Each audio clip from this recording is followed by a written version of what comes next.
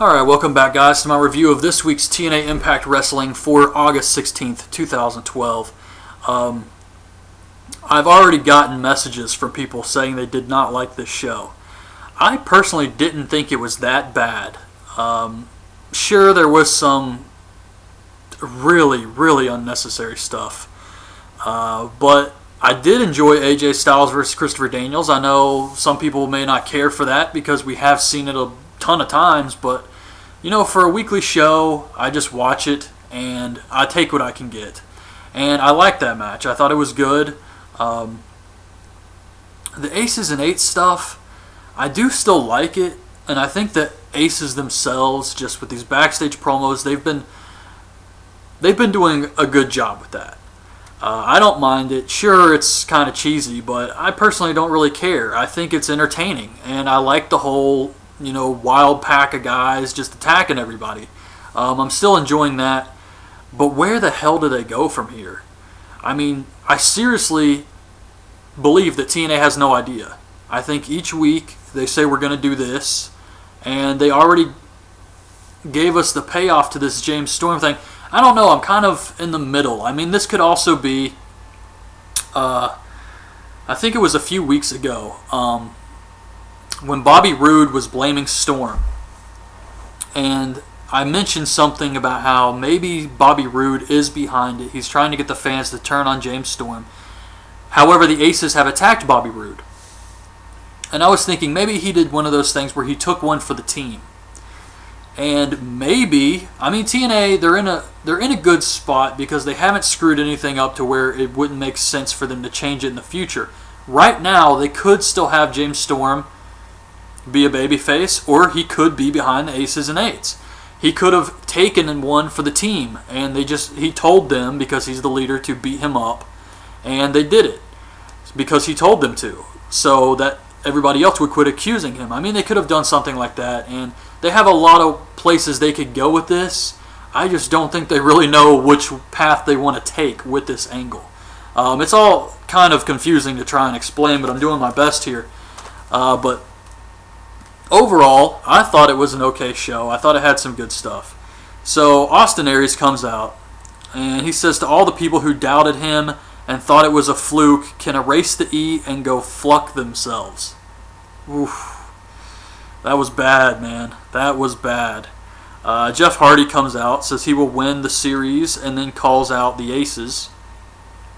Bully Ray comes out and says it's Storm behind the Aces and Eights. The Aces come on the screen. They say they're going to make their presence felt tonight in a big way. And I guess they kind of did. I was expecting something else, but Magnus promo on how he knows Joe, Samoa Joe, and can get inside his head. We get Magnus versus Joe. I thought this was an alright match. You have the whole history between the two. They were tag team champions. It's not like they were tag team partners for years or anything, but it was still alright. Joe rolls up Magnus for the win and gets the 7 points. However, Magnus is pissed off afterwards. He refuses to shake Joe's hand, and he goes to hit him with a chair, and he just kind of hits him in the arm, and Joe just falls down, and he's like, what the hell, man?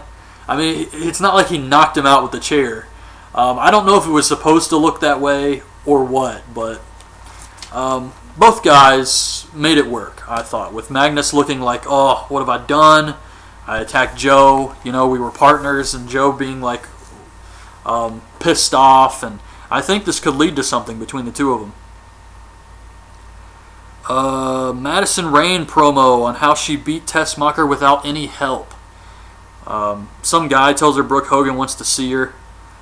My God, this Brooke Hogan stuff. Oof, it was bad tonight. It was not good. Madison comes out. She has Hebner come in the ring. Fans chant, "You screwed Brooke." Of course, referring to Miss Tessmacher, not Brooke Hogan. Even though they changed her name back to Miss Tessmacher so that fans would only call Brooke Hogan Brooke, fans are still chanting, "You screwed Brooke." And Hebner gets in the ring. They hug. So he is full-on aligned himself with Madison Rayne.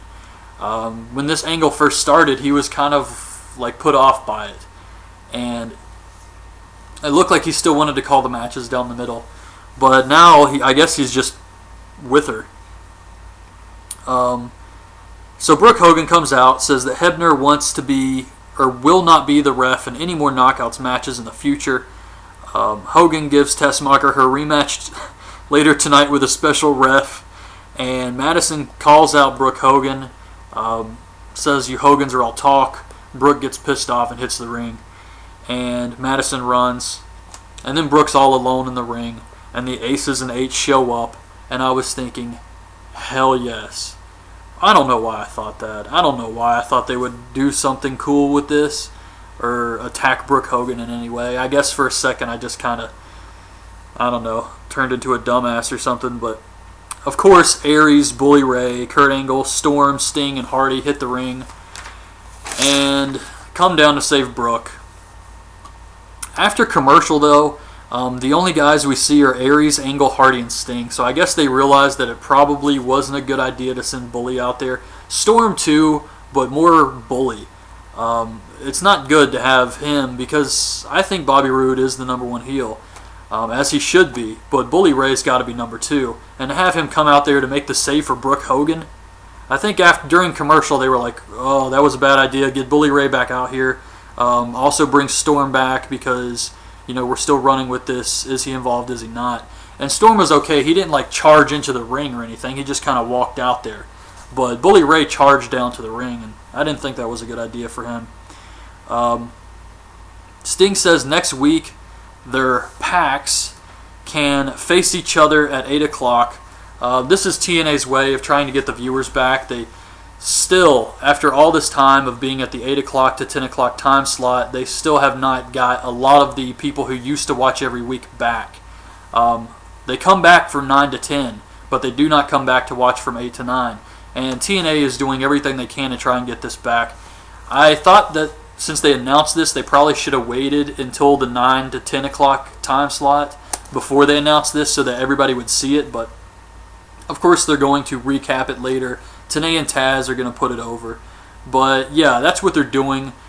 Sting says it's open fight night, like that changes anything. Like the Aces and Eights would care that it's open fight night. Like if someone called them out, they're going to show up. But Sting says next week, open fight night, 8 o'clock, my pack versus your pack. So, yeah, that's, I guess they're going to go ahead and do something. I don't know. I mean, that's pretty heavy. I mean, they're going to have to deliver something. I don't see this being the big payoff to the angle. I think maybe next week they'll have the TNA pack versus the Aces and Eights, and during the match at some point there's going to be more Aces and Eights.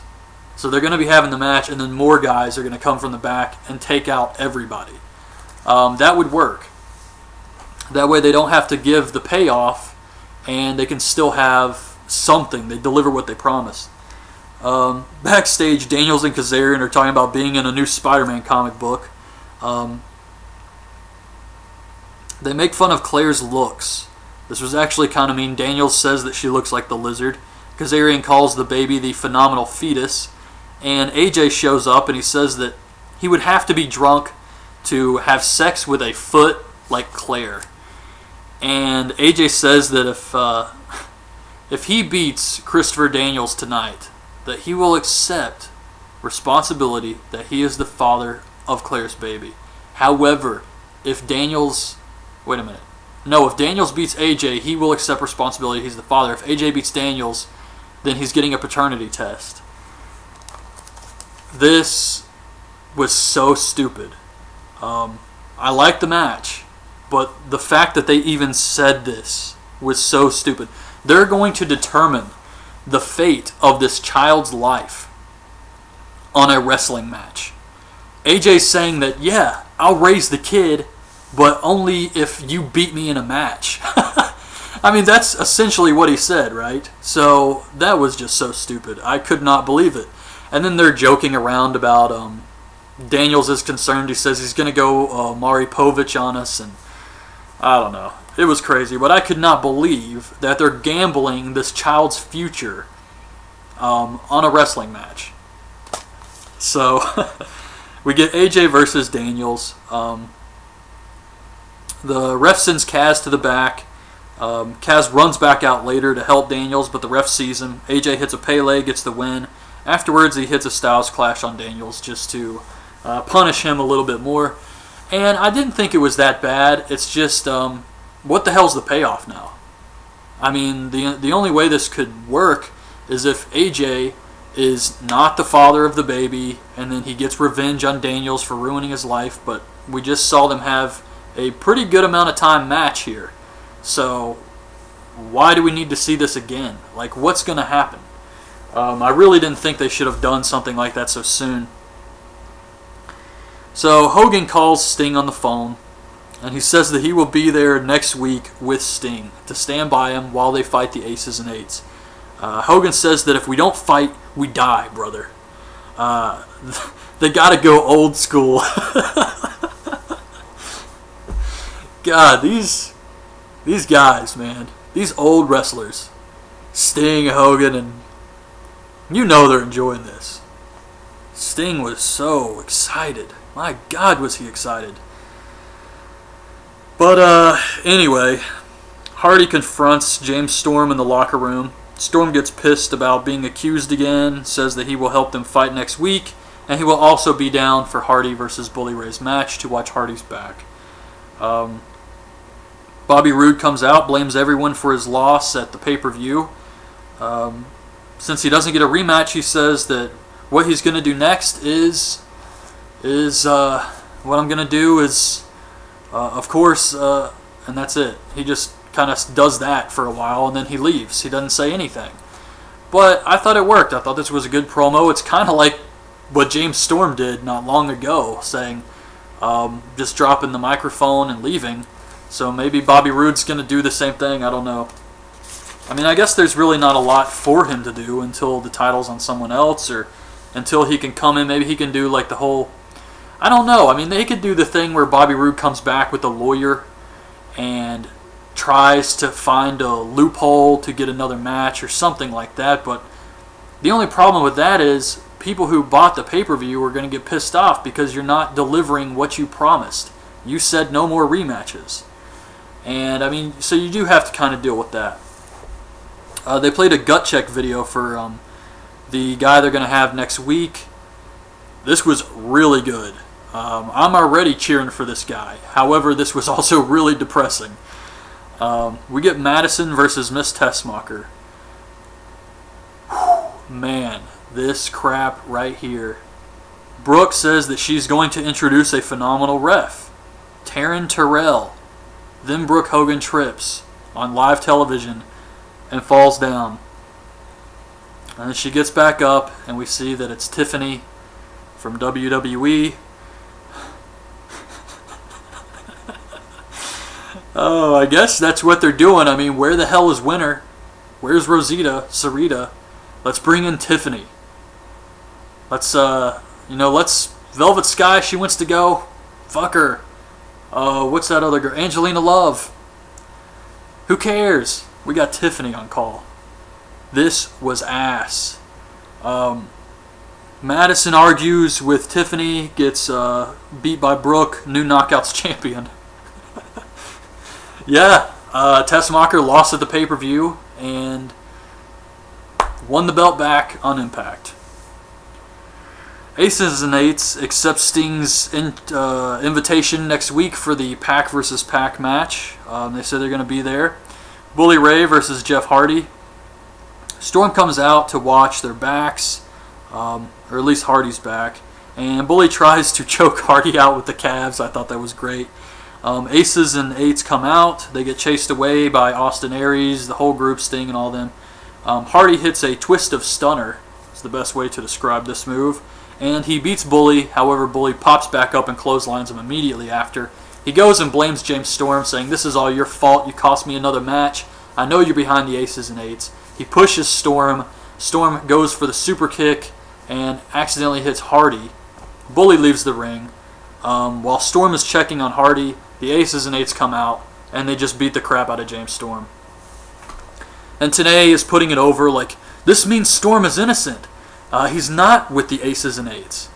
So, I don't know. I mean, like I said earlier in the video, it could go either way. They have a lot of options. I just think TNA's, they need to sit down and really focus on what path they want to take with this angle and stick with it, because it's kind of like the Joe Park thing.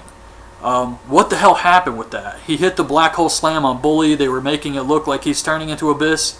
Where the hell has he been? He's been doing a few backstage promos randomly, and it's like the angle is completely over.